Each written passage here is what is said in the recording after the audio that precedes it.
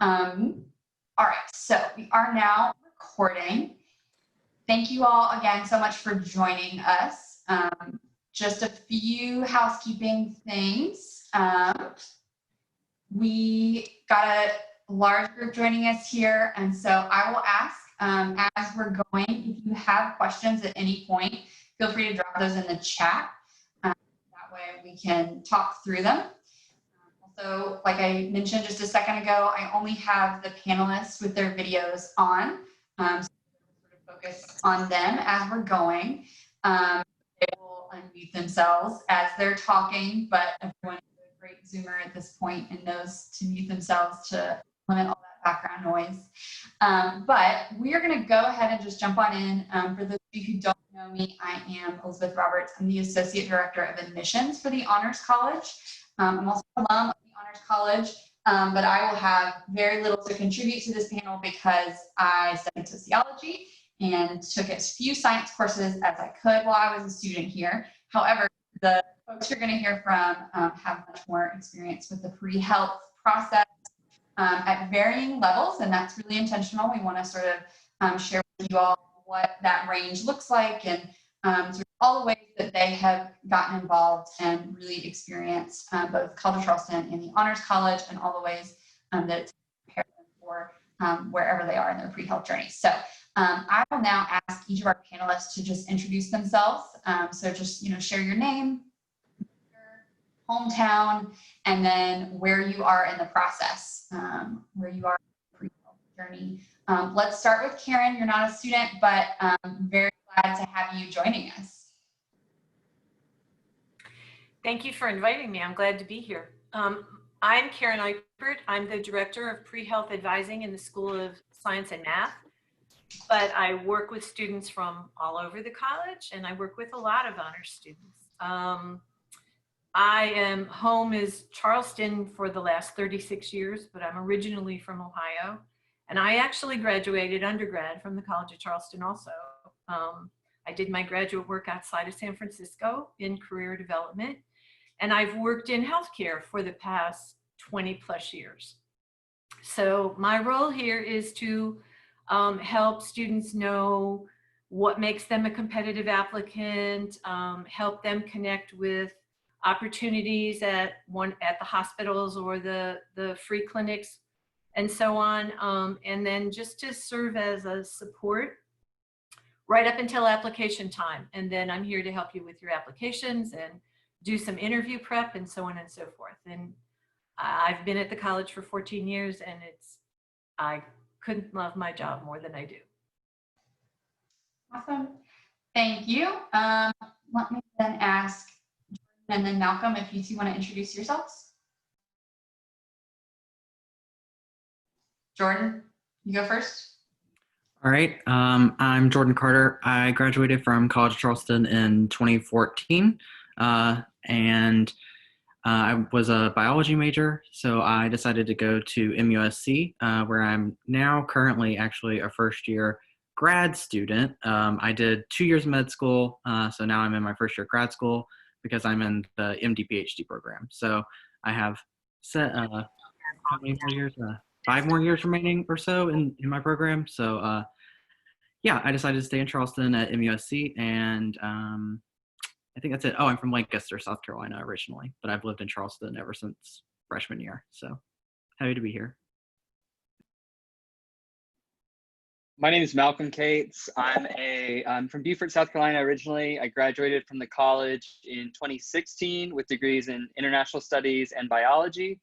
I'm a 4th-year medical student at the University of Florida down in Gainesville, and I'm applying into ophthalmology this cycle. Awesome. Thanks to our alums for joining us. Let's try to go down the row here. Vernon, I think that you are our senior. Would you introduce yourself? Sure thing. Hello, everyone. My name is Vernon Kennedy. I'm a senior, like Elizabeth said, in the Honors College, majoring in molecular biology. Like Jordan, I'm also in the MD PhD track. I'm originally from Winsboro, South Carolina, and I'm really happy to be here. I actually worked for Karen Eichford in her office as one of her PreHealth mentors. So like Karen said, she does work with a lot of students, but I'm kind of there to help be a buffer system to also meet with some of the students here at CofC about some of their plans and what they're looking forward to as far as pursuing health-related careers. Specifically, I am interested in neuroscience. I'm not exactly sure which specialty of medicine I want to pursue, but my PhD will more than likely be in either molecular neuroscience or neuroscience in general. So again, I'm really happy to be here and I'm looking forward to spreading some knowledge. Yeah, awesome. Amelia? Hi, I'm Amelia Olson. I am a junior at the College of Charleston studying international studies and public health. And I plan to take the MCAT this coming summer. I am originally from Summerville, South Carolina, so really close to Charleston. And I'm interested in health equity, and I plan to do a master's in public health or international health before I go to med school and pursue an MD. Awesome. Faith? Hello, everybody. Like Elizabeth said, my name is Faith Emetu. I'm a junior at the college. I am pre-dental and I'm majoring in molecular biology as well. Yeah, I just excited. I really love science and biology. Hearing all the seniors talk, I'm like, oh my gosh, they have everything so figured out. But yeah. Yeah, we're going down the row, so don't feel just as we get sort of down the bottom with our freshmen. Yeah, you'll definitely hear sort of differences in where people are, which is great. Danny, you gonna go next? Yeah, I'll go. So my name is Danny Gottlieb. I am a biology major in chemistry and Jewish studies minor. I'm originally from St. Louis, Missouri, and I am also vice president of the Women in STEM Club here on campus. Great. Jack? Hey everyone, my name's Jack. I am a honors sophomore from Wilmington, North Carolina. I'm majoring in public health, minoring in medical humanities, all on the pre-med track. And currently I'm just taking some of that pre-med coursework and I'm trying to get involved around campus doing everything I can. Great. Carlisle? Hi, I'm Carlisle. I'm from Savannah, Georgia, and I'm an honors sophomore as well. Just now on the pre-med track, but I'm a biology major. And yeah, I'm just sort of starting out, just taking the classes and everything. Just about to start taking my bio requirements, so. Awesome. Caitlin? Hi everyone, I'm Caitlin. I'm from Greenville, South Carolina. I am a biology major and I'm obviously just starting out as I'm a freshman. But I'm interested in pursuing the field of obstetrics and gynecology. Great. Okay. Did I miss anyone? I think we got all of our panelists. Okay. So obviously lots of variety in expertise and experience at this point. So we've already got one question that we're going to get to in just a second. And as a reminder, those of you who are joining us, if you have any questions, feel free to drop those in the chat at any point. And let us start by talking about, in your opinion, what is the main benefit of the Honors College? Yeah. And any of our panelists, feel free to unmute yourself and chime in here. So I'll just jump in really quickly and say that I actually graduated in 2018, not 2014. I'm adding 4 years to myself. You said that, and I was like, wait a second. It hasn't been quite that long. So I came in when the pre-health track was just kind of in its early infancy. It wasn't even called that. It was more of just like an advising group that Dr. Meyer Bernstein headed up. But I know things have gotten a lot more specific since I graduated. But really, the formation started when I was there, and I remember just the advising and the way that we were interacting with other honors college students who were in this kind of track together. Really helped because you had others who were doing the same things as you. They were in a lot of your classes, and I felt like the advising was really good. So we had Karen on one side being a really great advisor, and we also had Dr. Meyer Bernstein and the honors staff on the other side. So it really made for a nice, cohesive advising experience, and I never had a question that was ultimately unanswered. So the advising is really big. Yeah, I definitely think to add to what Jordan said, that being in honors definitely allows you to be exposed to a lot of the resources that are available to you a lot earlier than than if otherwise. And I think that initially, especially being a freshman and not really knowing all that you have access to, it's a lot easier if somebody comes to you and lays it out and says, hey, here's how you can do this, here's how you can get money to do this, and here's how this will help you in the long run. I can add to that too if there's time. For me personally, I would say the curriculum of the Honors College. I believe that, what really makes a competitive applicant for medical school is that you're not the cookie cutter student. And CofC's interdisciplinary program, as well as like the Honors College integration of like multiple disciplines into the sciences, I think that's a really great way to kind of make you a better applicant holistically. Personally, from like different classes I've taken through the Honors College that still have that health orientation, or that health focus, I've been able to really just look at things and like read certain research articles or look at certain projects that maybe I wouldn't have encountered if I was in a general biology class or a general chemistry class. It also kind of echoes what Faith was talking about when she said the resources just kind of being there and you having access to them much earlier than you would if you weren't in honors. So that's also a plus to kind of add to that. Also, the Honors Engage, the engagement between the Honors College and the community is really helpful.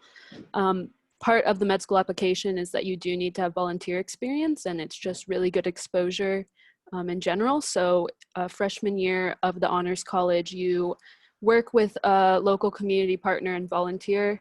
And so that's a really good way to start a relationship with an organization that you can volunteer with throughout your time at CofC. I'd just like to add to what Jordan said about the layers of advising, I think is extremely helpful. And I deal with students from all over, not just in the Honors College, but I do have to say that one of the strengths is the way you are taught to think. You are taught to think more critically, dig a little deeper, and offered some opportunities and a little more hands-on, which is, I mean, when you get into medical school, that's exactly what they're good decision-making, good critical thinking skills, that kind of thing. So I definitely think you get the best of the best with those layers of advising.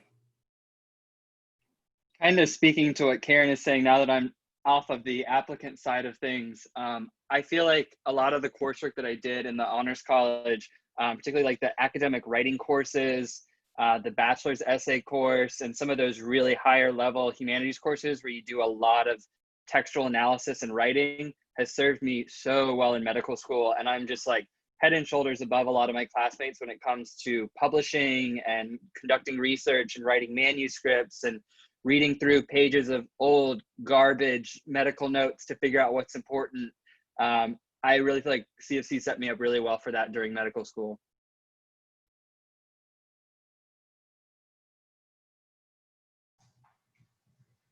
All right, thank you.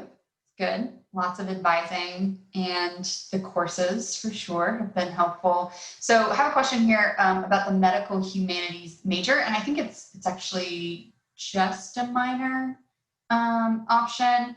Yeah, could somebody talk about what that medical humanities program looks like? Yeah, I can do that. So medical humanities is one of the newest majors here at the college. And what it is an interdisciplinary minor. And so you're not going to be taking classes from just one field. They want to have a minor that combines all the different fields so you can really get an enriched education, which is like just transcends sociology, psychology, women, gender studies, public health. And so you're getting a more rounded education by choosing an interdisciplinary minor.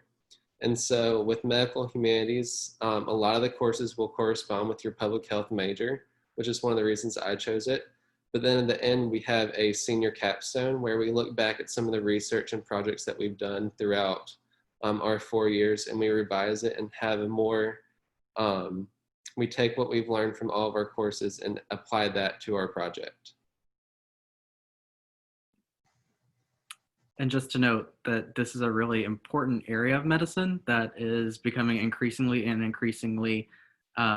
important for not only like your medical training, but to actually be a good doctor. So it's not something that's highly, tested in the first 2 years of med school because you're not learning about humanities anymore, but it does help with like your patient interaction and your clinical skills grades and your interviewing. So like being able to talk to people about like different aspects of medicine is super, super, super important to being a good applicant and a good doctor one day. So it's really important.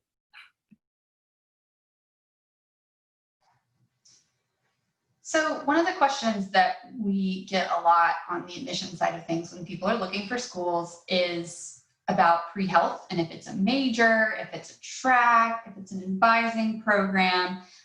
So would somebody just mind providing a little bit of clarity on specifically what it is that College of Charleston offers when it comes to pre-health?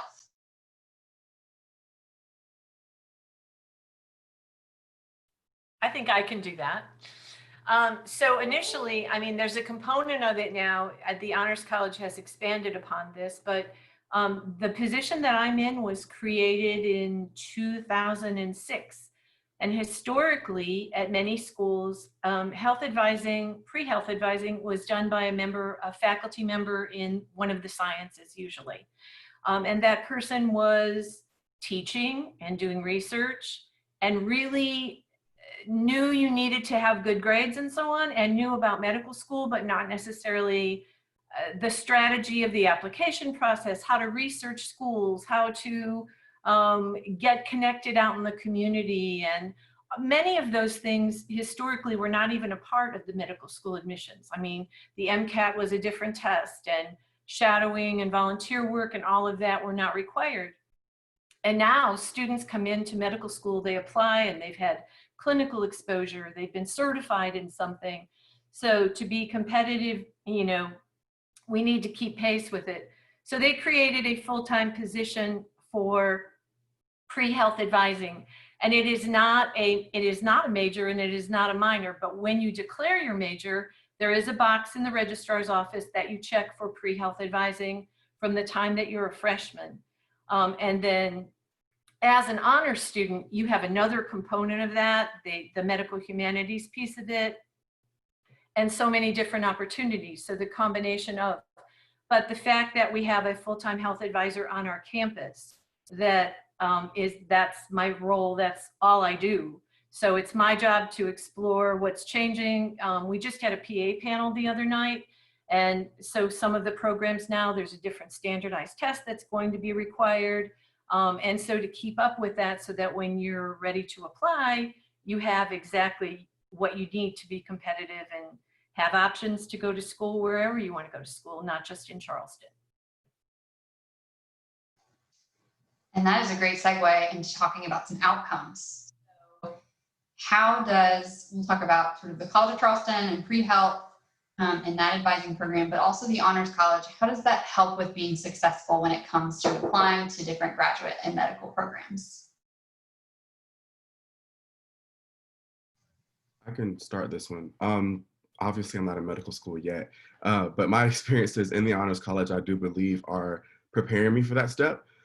Specifically, like I said, I want to go into pursue an MD PhD, and a large component of those programs is having a good amount of research experience in your undergraduate career. So I currently work in a neuroscience research lab, and I was first introduced to my PI or to this lab through an event through SSMB my sophomore year, and I've been involved with this research since then. But one of the ways that the Honors College has really benefited me or supported me through that is through one of the offices that the Honors College works with closely, and that's IRCA. It's the Undergraduate Research and Creative Activities Office. And one of the things that they pride themselves with is supporting undergraduate research on campus and all of the different outlets that stem away from that.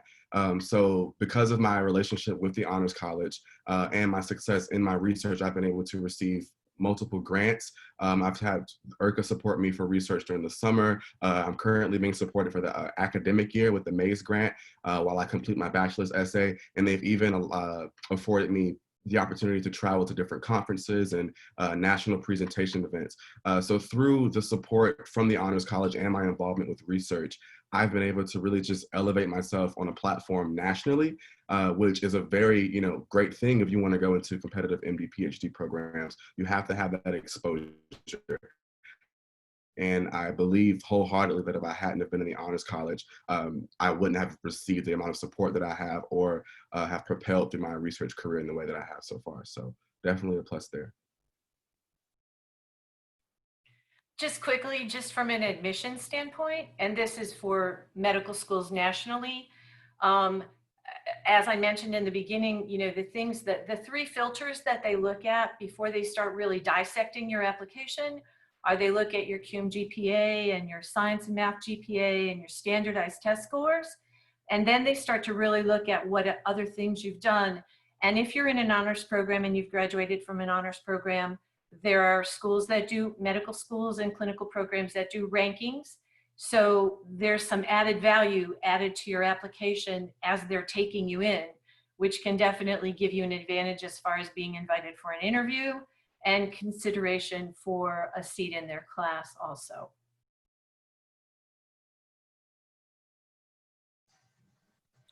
Yeah, that's to go along with what Karen said. It's not that, if you're not in the honors college, you won't get an application, you won't get an interview for medical school, but it is a really big help. And it's almost more, not necessarily always expected, but it is kind of the norm to have like honors college or, distinguishing kind of features on your application. And it's just another way to help. And then just like the preparation that you go through at College of Charleston in the Honors College, and then if you're part of the William Aiken Fellow or the Aiken Fellow Society, which is the kind of scholarship society within the Honors College, there's a lot of interview preparation opportunities and a lot of mentoring kind of like this that can go on where you can get advice on, how to interview, questions, and, connections at programs. We have graduates at all kinds of different programs across the United States and nationally, internationally even. So having, someone at a program already is a big help in knowing what to expect and just having some mentorship again there to help connect the dots and give you some hints and helpful tips. Awesome.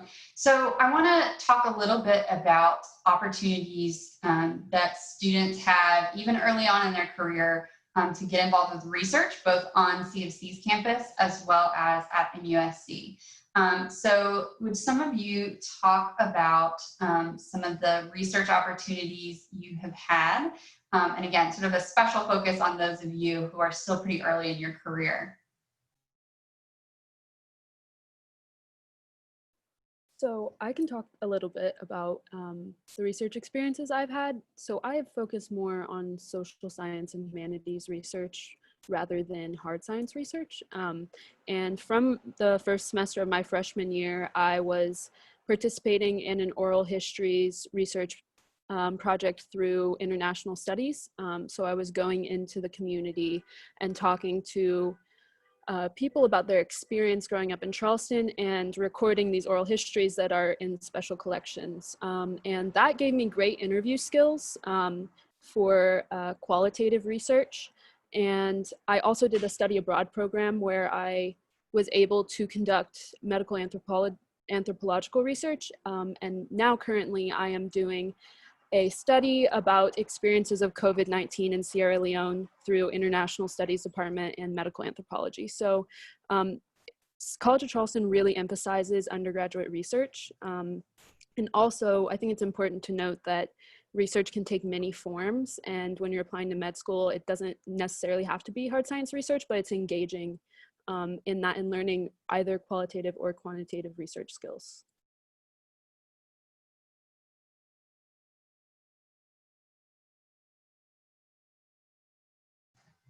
Any other takers on research opportunities that they've had? Not to jump in. Oh, go ahead. Go ahead, Faith. No. Okay, thank you. I was just going to say I did the MUSC Summer Undergraduate Research Program, not this past summer, but the previous summer. And I found out about it my freshman year during one of the honors, I don't know if it was BGS or some freshman honors seminar, and then again in advising. And I also received a little bit of funding to help me live in Charleston during the summer from the Honors College. So definitely exposure to different ways that you can get research. And then I know some of my friends were actually linked to their PIs, like Vernon was through the Honors College, and the Honors College has a platform where sometimes they'll post opportunities, and you can see a lot of it sometimes if PIs are looking for undergraduate students to come help in their lab, they will post them on there. I also did a program at MUSC during summer whenever I was in college, and it ended up kind of turning into my bachelor's essay, and we were actually able to publish a research paper in an academic journal before I applied to medical school, which was a huge boost to my application, something that most undergrads aren't able to do. So having MUSC right down the road is super helpful. Yeah, similar experiences to Faith, Malcolm, Vernon, all of the above. I got connected to my PI from the honors blog that Faith was talking about.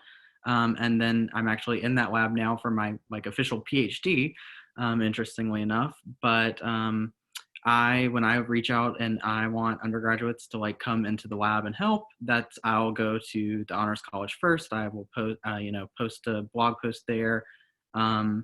And I participated in that summer undergraduate research program because I learned about it from CofC. And CofC itself doesn't have a lot of medical research or any really. And even though we're not officially linked, MUSC and CofC, the relationship is great because MUSC doesn't really have any undergrads. So they want undergrad help, and it's not like you're at Clemson where you have to compete with graduate students. There's definitely a ton of spots and a ton of willingness to work with undergrads at MUSC. So it's a really great relationship to have right down the road. It's about 5 blocks away. So it's a nice and short walk for sure. So there's a couple questions. So specifically one about an EMT program, but let me broaden that a little bit and just ask about other on-campus organizations or organizations you've gotten involved with on campus that have been helpful for you in getting some hands-on experience or getting some additional support in this journey. I can do that. So last fall of my freshman year, I started with the EMS program here on campus. I came in with my EMT, and so I was able to join our group of people, and we do volunteer EMS work throughout the peninsula from 5 p.m. to 7 a.m. And we're starting to get back into that within the next couple of weeks. And so that's a great thing to get involved with if you're pre-med, because you're getting volunteer hours, you're getting hands-on patient care, and we have a ton of leadership opportunities. So it's 3 things all in one. And then I'm also on the executive board of MedLife. And so with MedLife, we do health equity around the world. And with that, we go to a developing nation about once a year, and we set up mobile clinics. So we went to Ecuador over winter break. You're able to get hands-on patient care, volunteer hours, and you get to see the health care that people have access to outside of Charleston, outside the US. And then I'm on the Women's Health Research Team, which is an on-campus medical research program at the College of Charleston. And we investigate women's health issues throughout Charleston and see how they apply nationwide.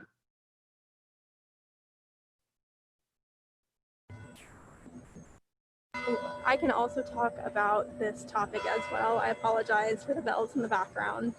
But on campus, I'm currently involved in 2 kind of pre-health organizations. So there's going to be there's Alpha Epsilon Delta, which is the national pre-health honor society, and they do a lot of opportunities to get you involved with volunteering and networking with upperclassmen as well, and that has been really helpful for me. And then also this semester, I helped bring back the Women in STEM Club. It hasn't been on campus since 2016, I believe. And we also focus on networking with other women in College of Charleston. We help find research opportunities and connect students with certain faculty members that can help them forward their career. So I am also an EMT, and I got my certification through the Connected College of Charleston EMT class. So I took that second semester of my freshman year, and that's a great way to get your certification if you don't already have it. And it has been in the past taught by the paramedic who leads the EMT program. I'm also the president of the Doctors Without Borders student chapter at the College of Charleston, and I started that up with other honors college freshmen my first year, and that's a great way to get connected to the organization because it is through the U.S. Section of the Doctors Without Borders organization, and we look at global health issues. We do talks with physicians and other health professionals who have gone on missions with Doctors Without Borders, and also work in the community on a volunteer level.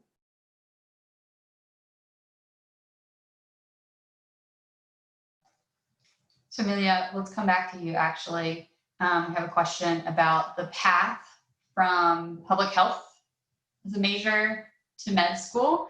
So I don't know if you and Jack want to talk a little bit about that and why you chose public health.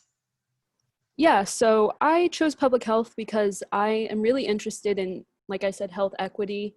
And so I knew I was going to be taking science courses regardless because I'm pre-med, so that's kind of a given. But I wanted to get that aspect that I didn't know if I was going to be able to necessarily get in medical school, the kind of people aspect. I wanted to take courses in public health and global health and be able to apply that as a physician. And so relating to the actual coursework, there's not much overlap between the pre-med track and public health. So you could do a minor in biology or chemistry pretty easily. But it does give you really good enrichment in kind of the qualitative aspect of medicine and the healthcare system. And I think it's really valuable if you're looking to go into healthcare. Yeah, kind of going off of that, I chose public health because it would give you a more rounded education. You're not learning just the strict sciences. It's going to be humanities and liberal arts all together with a little bit of science mixed in.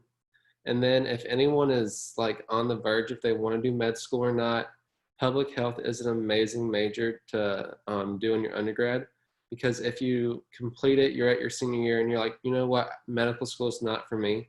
Public health can open so many doors, whether it be epidemiology, infectious diseases. Public health is just that major where you're guaranteed to find a job and go into a field that you're passionate about, even if it's not medical school. I guess there's never been a time that public health is more important than it is right now. People who didn't know about public health know about public health now because it's been a part of all of our lives for the last 9 months. That is such a good point. That was very helpful information, you two. Another question that I want to talk about is the courses. So I know Vernon mentioned this a little bit earlier, but the Honors College does offer some courses that a lot of particularly pre-health students might take. Things like the honors biology, honors chemistry, genetics, and the Good Society, some other courses. So I was wondering if maybe a couple of you would talk about a specific honors course that you've taken that is in some way related to your pre-health path, and how it's different from sort of regular College of Charleston courses that you've taken. So I can talk about genetics in the Good Society because I took that course and I loved it. So it's an interdisciplinary course where you don't simply just talk about the science of genetics, but it's more along the bioethics or the ethical side of medicine and genetic medicine specifically. So one of the really big projects that we focused on or that we researched and learned about was the UK Biobank and a program called Generation Scotland. So the gist of what those programs basically talk about or are focused on is this idea of personalized medicine, right? So personalized medicine is basically where you don't have a set rule or like set group of standards that you apply to all patients, but you recognize that each patient is unique and that you have to really approach them clinically different when you interact with them. And so this program called Generation Scotland, they actually are pioneering this idea of personalized medicine over in Edinburgh, Scotland. So we spent a good part of our course talking about that. And cool enough, we were actually able to go to Scotland during our spring break because we took the class during spring semester. So during spring break, I was able to actually go to Scotland and meet with some of the researchers and the physicians that are actually pioneering this program.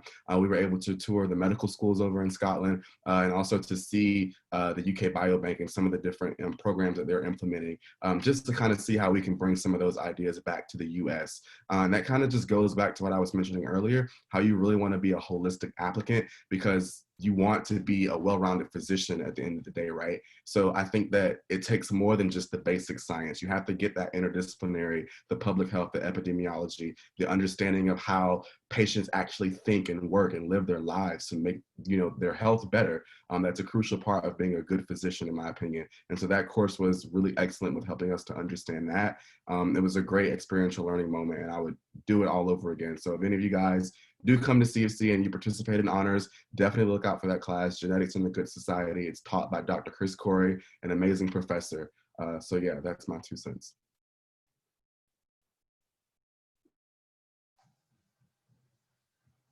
Any takers on any of the other honors courses? I can talk about the, No, go ahead. sorry, okay. I can talk about the honors biology course. That is something that you're going to take your first semester freshman year and second semester freshman year. It's a class that I really enjoyed going into just because I knew for a otherwise general biology class that I was going to be surrounded by students who had the same goals as I did and who were really serious about biology and studying medicine. It was really nice being in a room with like-minded individuals who you could pick anyone in the room and they would make a great partner or study buddy. This semester, I'm taking the honors molecular biology course with Dr. Jez Lane, and I've never taken a course in which the curriculum was structured around students interacting with the information not through a textbook, but rather through papers, research papers. And it's a very interesting approach and more applicable to whether you're going to do research or whether you're going to medical school or another pre-health path. It's very, you interact more with the science when you can see how it's applied in real life. So I think that's a very honors course type of thing to do. So I'm taking the accelerated honors chemistry course right now.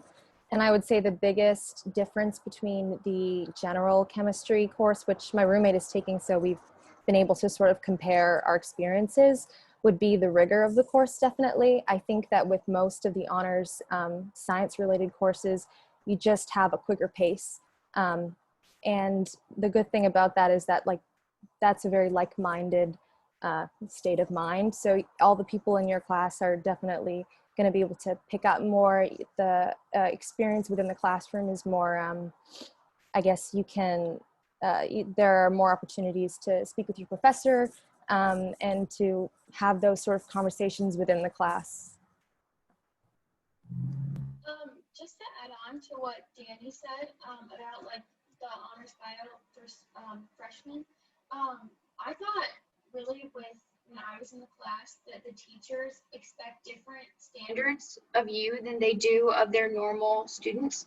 I'm actually in an honors planets class right now as well, and he always is saying, my professor, that we're honor students, that we have better writing skills, that we have this sort of this air about us, that we're able to pick up on things quicker, we're able to understand things more completely, and he's able to go into more depth, I think, because of that, as well as like in honors biology. I really think that that's what the teachers did. And like, instead of in second semester, instead of having like a multiple choice test, it was more based around essay oriented. So you got to explain yourself more. And I think that that really highlights like the honors characteristic of the class itself. I think that it really is just tailored more to the students instead of the general population. So it's tailored more to you than it is to just a random set of kids.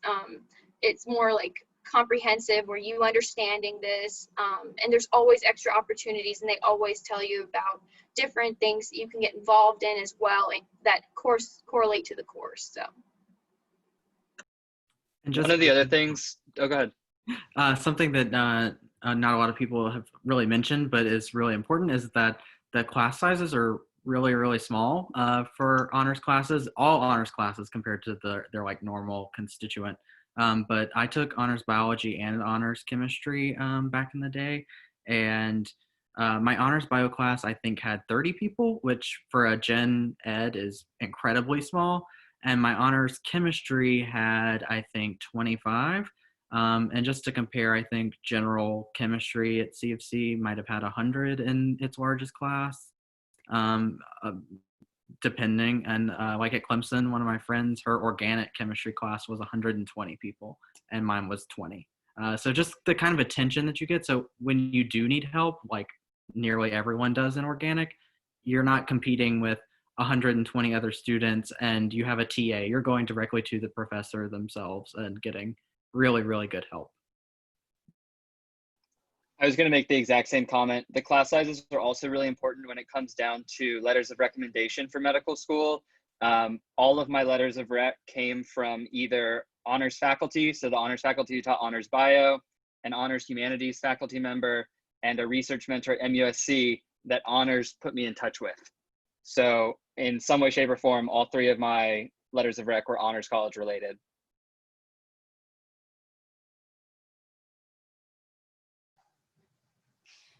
Okay, so we're getting close to the end of our time.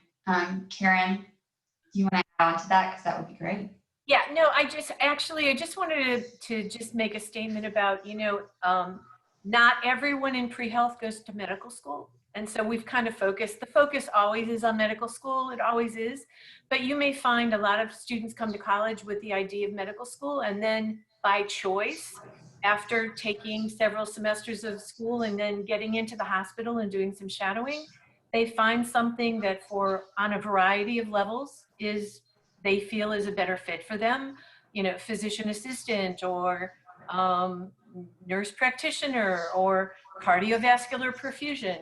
So, you have the options. One of the advantages we have with being 5 blocks from an academic medical center, there are 6 individual colleges, and other than veterinary medicine, you can be exposed to almost any area. And for those students who are interested in vet medicine, our vets in the area have been wonderful with reaching out for opportunities.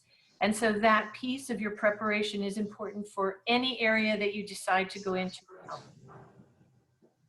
That is a great point. Thank you.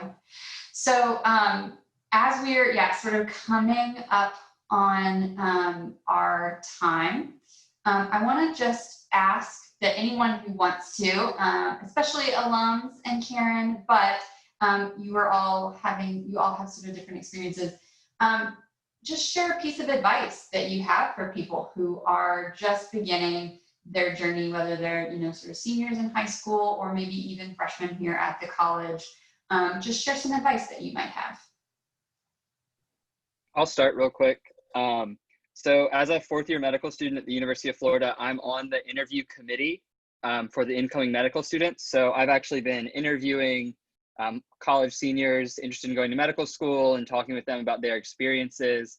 And one of the things that I think really stood out to me is I feel like there's a lot of pressure sometimes to do whatever is the appropriate pre-med route, pick the correct pre-med major, do the correct pre-med shadowing and volunteering and activities. And now that I'm on the other side of the table, evaluating college students for medical school, I see it time and again, the most interesting students are not necessarily the ones who followed the cookie cutter path. And they had these weird, quirky interests that like maybe didn't seem naturally related to medical school or to the medical profession at all. But those are the things that I talk with them about the most in their interviews. And you can tell that's what they're most excited about. And that's what really sticks out. So regardless of where you end up for school, if you have some weird, quirky side interest, go for it. If you want to major in something completely unexpected, go for it. I would not necessarily worry about making sure that you have like crossed every single little box, because medical schools don't want, you know, a million cookie cutter majors walking around. They're totally open.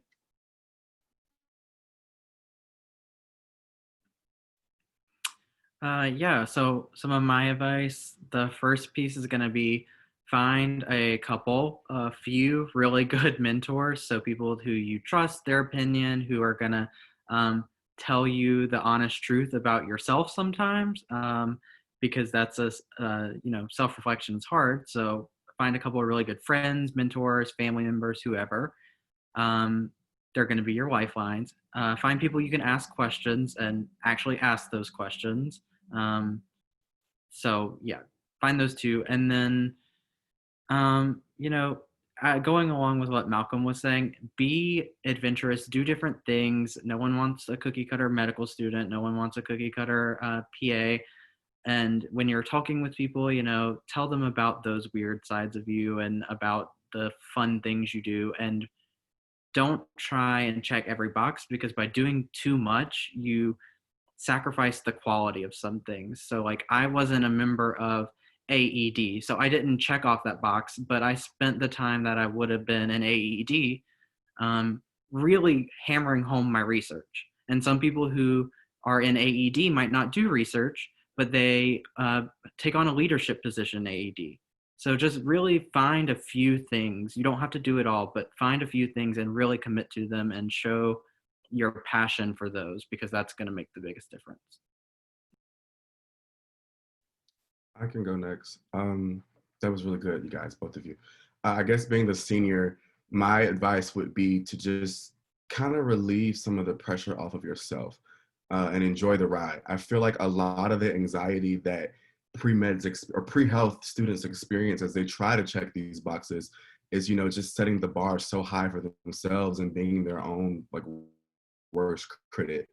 So if you can just learn to just ease up on yourself and kind of enjoy the ride and learn to see yourself the way that everyone else sees you, a lot of that anxiety that's self-induced can really just go away. Again, I said enjoy the ride. That's something that I wish I would have learned a few years ago, being a senior now, looking back. Enjoyed my time here, but I would just definitely say enjoy the ride. You know, you shouldn't be trying to check boxes simply to get that interview. You know, if you're not involved with something that makes you happy and gives you an escape from your coursework, you shouldn't be a part of it, period, regardless of what career you want to choose. So that's my advice. I would just say enjoy the ride and try to just take off some of the pressure from yourself, because you'll get where you're meant to be.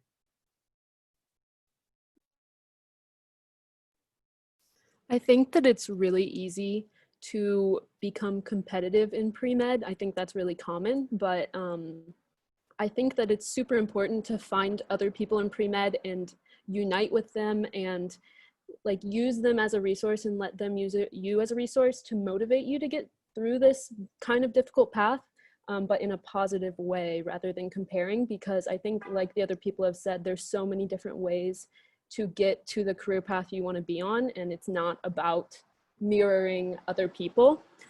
And I think my other piece of advice is study abroad if you can, because CofC is amazing for study abroad and a lot of pre-med students don't get to. But if you can fit it into your coursework, that was probably the most position altering experience I've ever had. I did a global health study abroad program, and it definitely has changed my worldview and changed kind of my academic path a little bit as well. Echoing that real quick, study abroad was probably one of the most frequent things I was asked about in medical school interviews. Schools loved the fact that I had done a study abroad program. It was super popular. I think if I had one thing, kind of going off on what Vernon said, is perfection does not necessarily equal success. So no medical school expects you to be perfect. That's not what life is about, and they know that. So try not to beat yourself up too badly and focus on some of the things you want to experience while you're here, and enjoy the ride, enjoy the journey. And the other thing is find your own voice, because it's so easy to listen to all the chatter. There's a great deal of chatter in the pre-health community. Some of it is accurate, some of it is not accurate, some of it is embellished. But the bottom line is, this is about you. This is about your path. It's about where you want to go. So to listen to feedback from other people, but to keep your eye and your focus on you, and allow yourself to be able to find your own voice and, you know, go after what you want in the way you want to do it.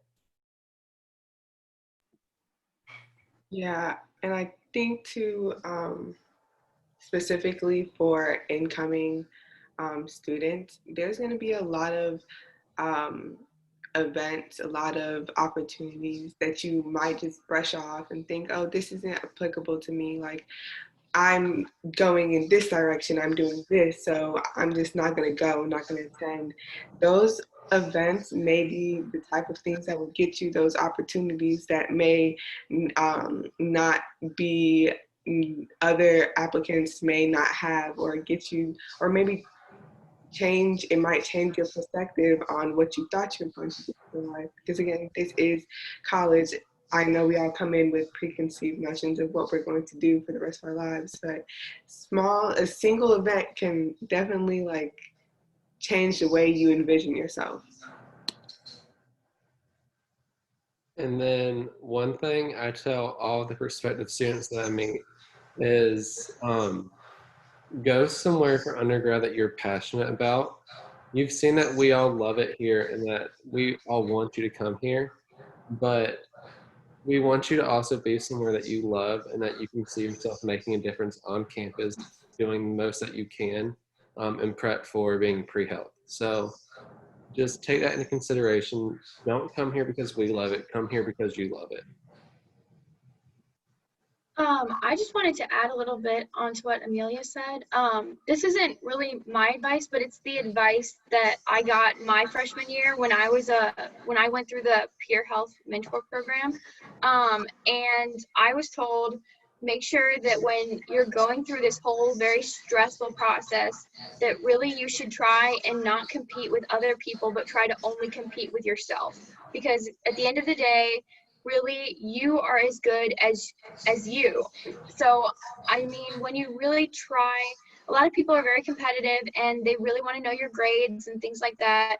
Really, I just try to stay away from that, because it really makes a difference on my mental health. I think, you know, the transition from high school to college, and just making sure I focus on how well I can do or perform on a test or in a class, instead of focusing on what other people can do and comparing myself negatively to that. So I really think making sure that you're always just try to do better than yourself next time. Don't try and get involved in other people's grades and business and all that. It's just not, it's kind of like the chatter, like Dr. Eichford said, but just try and be your best you, honestly, so. You think that ends in undergrad? It doesn't. It also happens in medical school. So learn early not to compare yourself, because medical school, it just amps it up like 10 times more. I feel like I'm taking note of all of this for my personal life and my own career that is not at all related to pre-health. So I think that is all really great advice, and know that I'm also taking all of that to heart too. That was really, really great, you guys. Okay, so we are right at the end. Any sort of final burning comments from anyone on the panel? No? Okay. Well, that was really great. Thank you all so much for sharing your experiences. It's good to hear all the different places that you are, and I feel like I have you all displayed wonderfully all the advice that you were giving as well, just in the way that, you know, you were experiencing your own pre-med path. So thanks again to our panelists. Thank you all who joined us. Thanks for the questions. I will follow up with an email with some of the different links that were shared throughout our time together. So thanks for joining us on a Friday afternoon. Have a great weekend, everyone, and we will see you virtually next time. Bye, everyone.